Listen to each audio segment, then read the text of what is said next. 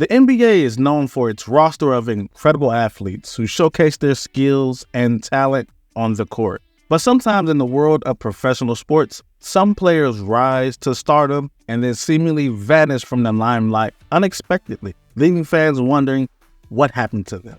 Join me as we explore 5 NBA stars who disappeared out of nowhere. But before we get started, I would genuinely appreciate it if you could drop a like on the video, subscribe to the channel if you haven't already, and hit that notification bell so you never miss out when I upload.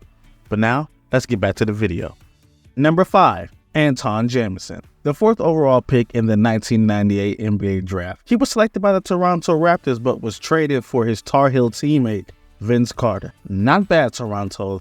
Not bad. He spent 5 seasons with the Warriors. He dropped a career-high 51 points twice back-to-back against Seattle and the Lakers. And in the year 2000, he averaged 24 points per game. But in 2003, his time was done in Golden State. And he was traded to the Mavericks in a 9-player deal that featured Avery Johnson and Nick Van Exel. Not quite sure how to feel about that one.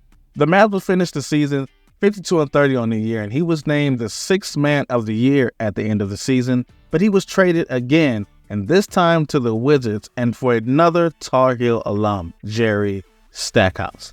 He would play 6 seasons with the Wizards, make the All-Star team twice, but in the playoffs, he could never get past the ghost of LeBron James. And in 2010, he was traded to the Cavs, and well, I guess if you can't beat them, join them? But after one season, LeBron decided to take his talent to South Beach, and Jameson was left all alone. Just kidding.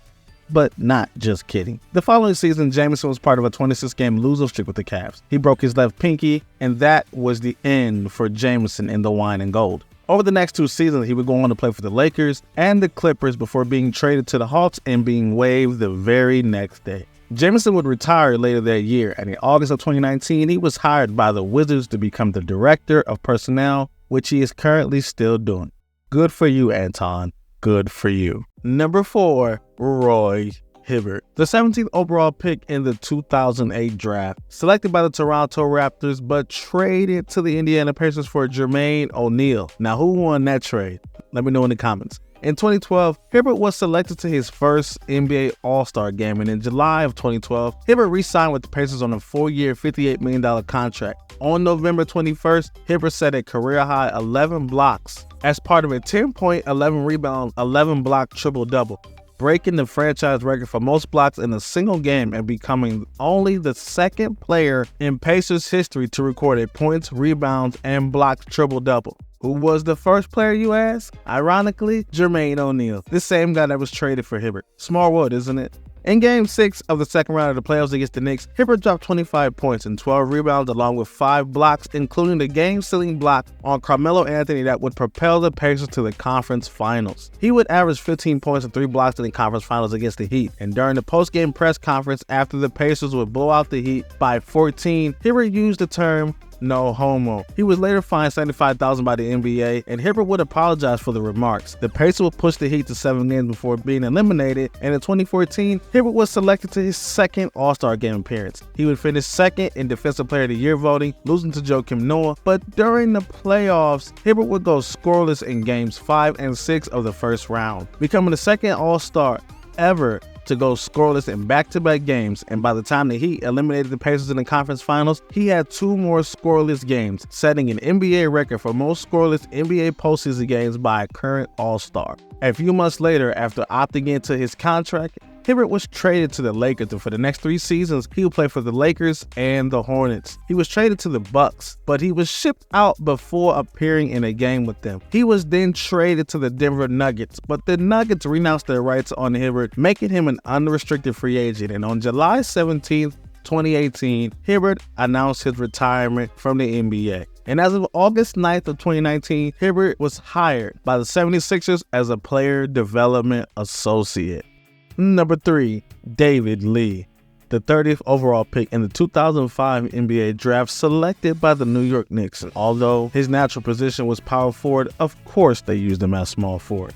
Kind of similar to when the Cavs used LeBron as the starting point guard during his rookie season. Now, even though his natural position was small forward, by the time his rookie season concluded, he was back to playing power forward, coming off the bench and backing up Channing Frye, who was drafted 8th overall in the same draft as Lee. But because of the injury that Fry sustained, Lee started his first game at power forward in November 2006, and a month later, on December 16, 2006, he was one of 10 players ejected in the Knicks-Nuggets brawl, but was ultimately not suspended as he was not actually in the brawl. Just guilty by association, I guess. During All-Star Weekend, Lee was the MVP of the rookie-sophomore game, finishing the game with 30 points and 11 rebounds on 14 of 14 shooting from the field. During the 2007-2008 season, Lee would develop into a major contributor off the bench, and on November 30, 2008, Lee dropped a career-high 37 points and became the first Knicks player with 30 points and 20 rebounds in a game since Patrick Ewing had 34 and 25 in 1997. On February 11th, Lee was chosen to replace the injured Allen Iverson in the 2010 All-Star Game. He became the first Knick to make the All-Star team since Latrell Sprewell in 2001. On April 2nd, Lee recorded his first triple-double of his career with 37 points, 20 rebounds, and 10 assists. He became the first player since Kareem in 1976 to put up at least 35 points, 20 rebounds, and 10 assists in a game. During the 2010 offseason, Lee was signed and traded on a 6-year, $80 million contract to the Golden State Warriors. He would average 16 points and 9 rebounds in his first season with the Warriors, and over the next couple of seasons, he would make his second All-Star appearance, becoming the first player to represent the Warriors in an All-Star game since, guess who? Latrell Sprewell in 1997. He would lead the league in double-doubles but suffered a hamstring injury that kept him out 24 of the first 25 games of the 2014-2015 season and was replaced by Draymond Green, and well, the rest is history. He would go on to win the NBA championship with the Warriors that season, but the next couple of seasons after that, he would play for the Celtics, the Mavericks, and the Spurs before announcing his retirement on November 19th, 2017. Hope you're doing well, David. Hope you're doing well. Number 2, Michael Redd. The sharpshooter drafted 43rd overall by the Milwaukee Bucks in 2000. Redd would get off to a slow start as he was backing up future Hall of Famer Ray Allen for the first 3 seasons before becoming a full-time starting shooting guard in 2003 after tensions between then head coach George Karl and Jesus Shuttlesworth led to Allen being traded. Redd would go on to average 21 points per game and will be selected to his first and only All-Star game appearance. After the 05 season, Redd signed a 6-year, $91 million contract with the Bucks, choosing to stay in Milwaukee over playing for his home state team, the Cleveland Cavaliers, and a chance to play with one LeBron James. Imagine that. Imagine if Redd, a guy coming off his best season averaging 21 points per game, would have signed with the Cavs and played with LeBron, who at the time was, well, the first, second, and third best player on his team. Who knows? LeBron may have never left Cleveland, jerseys may have never been burned, and the decision may have already been decided. See what I did there?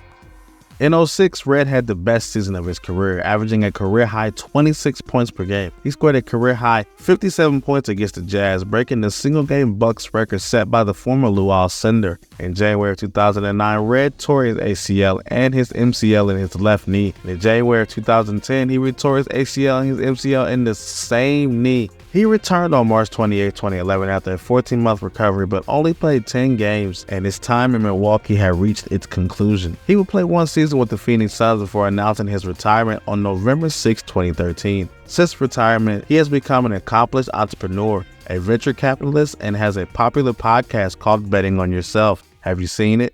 And number 1, Mike Bibby. The second overall pick in the 1998 NBA draft, selected by the Vancouver Grizzlies. He averaged 13.6 assists and 2 rebounds per game, earning all NBA rookie honors. And by his third season, he was averaging 15 points and a career-best 8 assists per game. He tied Vancouver's franchise record for steals twice with 7. But in June of 2001, just after Vancouver relocated to Memphis, Bibby was traded to the Sacramento Kings for Nick Anderson and white chocolate Jason Williams. He would spend the next 7 seasons with the Kings, and this is where he made a name for himself. In his first season with the Kings, he formed one of the league's best duos with Chris Webber, en route to having the best record in the NBA with a 61-21 record, along with the Pacific Division title. The Kings would advance to the 2002 Western Conference Finals to face the defending champion Los Angeles Lakers, which would go down as one of the more memorable and controversial series in league history. Between Mike Bibby's Game 5 heroics, Robert Horry's iconic big shot, and the shaky officiating by former NBA referee Tim Donaghy, The 7-game series, ultimately won by the Lakers, is one that can never be forgotten. The following season, due to injury, Bibby only played 55 games for the 2004 season, and he was having one of his best offensive seasons, averaging 18 points per game. They would ultimately lose in the second round to the T-Wolves as Chris Webber went down for the season. Bibby was traded to the Hawks in February of 2008, and in July 2009, Bibby signed a 3-year, $18 million contract extension, and the Hawks brought in some much-needed help as they acquired Jamal Crawford and Jeff Teague. Bibby was still the starting point guard, but he was not relied on to be a top scorer.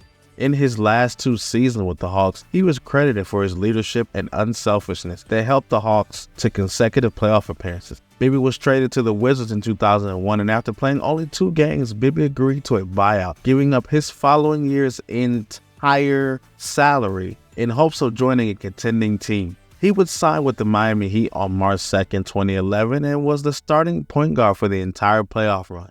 He would sign a 1-year contract with the Knicks after the lockout, bringing his career full circle to the team that drafted his father. And at the end of the season in 2012, Bibby would retire from the NBA. He would eventually go on to play in the Big 3 League, and 2 decades later, after leaving college for the NBA, Bibby graduated from UNLV with a Bachelor's of Arts and Multidisciplinary Studies in 2017. If you know any other NBA stars who disappeared out of nowhere, let me know in the comments down below. Don't forget to like, share, and subscribe. Thank you so much for watching, and I'll see you in the next one.